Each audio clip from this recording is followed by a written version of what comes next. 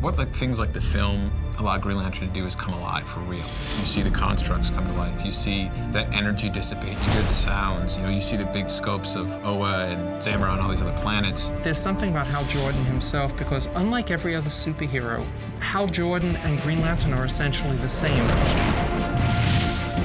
He is a bit of a throwback character. Hal! He comes from that generation of the right stuff. He is a daredevil. He's a guy who leaps first and then thinks on the way down. There's something I really love about his gut instinct. Your name? Hal Jordan. The ring chose you. I think Hal is an incredible superhero and a unique Green Lantern because he brings something to the table that the other Corps can't, and that he's willing to face his fear and admit that it exists and use it in order to become the greatest Green Lantern of them all. Ryan Reynolds is the perfect Hal Jordan for me. He has that humor, he has that swagger, that cockiness. When the chips are down, he really gets serious. He really steps up to the plate. The ring said it was a great responsibility. Responsibility? You? Let's hope so. Well, the great thing about Green Lantern Rise of the Manhunters is that there was a lot of time and energy and effort spent on making sure that it didn't repeat the movie.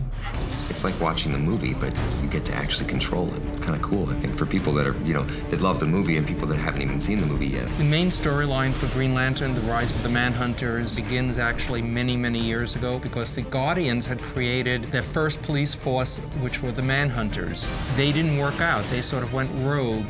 So the Guardians discarded them and created the actual Green Lantern Corps. But now the Manhunters have come back, and they intend to destroy the Guardians and the Green Lanterns.